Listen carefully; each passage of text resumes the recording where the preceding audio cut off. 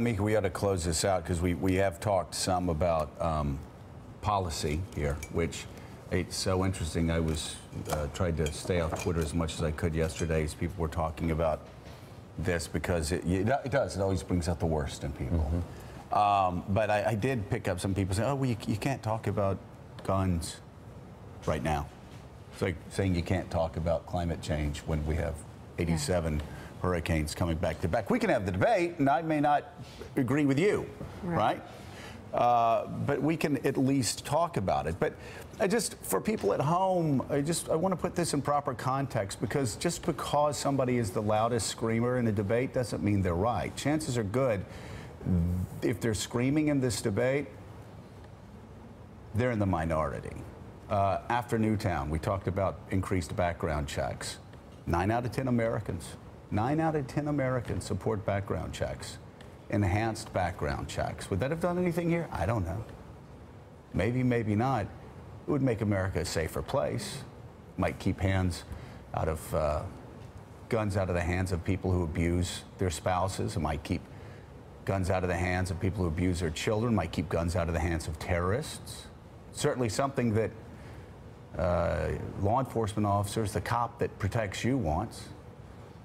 6 in 10 Americans, according to a poll that was taken in the middle of last year's campaign, 6 in 10 Americans support a ban on assault-style weapons. That's the majority. Now people are going to say they're coming to take guns, but no, actually that's not the case. Like Mike Barnacle might be for more extensive gun control than me.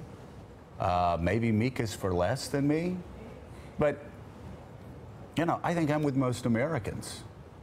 Heller was a Supreme Court case in 2008 that finally said the Second Amendment means what the Second Amendment means, which is Americans have a right to keep and bear arms. It's not about militias. It's about you having the right to have a gun in your home to protect yourself, right? It's not about having an arsenal, though. And even Scalia, even this conservative court in Heller, said that Second Amendment right only extended to handguns. If other states want to limit the rights of people to have assault-style weapons or to have clips that you go out and kill 59 people, by just firing guns in the crowd and continuing, well, states have a right to regulate that if they choose to do so. Connecticut certainly has. Other states certainly have. But the thing is, the people screaming today, they're in the minority. The NRA in the minority on these issues. Even the overwhelming majority of Republicans support sensible gun safety laws. Even the majority of NRA members support sensible gun safety laws. Increased background checks to make sure that the people that have guns are well enough to have those guns and don't have a background that could lead to another Las Vegas or another Orlando or another Newtown. And yet you have the NRA fighting what we all want, what most of us want. And you have Republicans in Congress kowtowing to this special interest group. And at some point, they've just got to stop.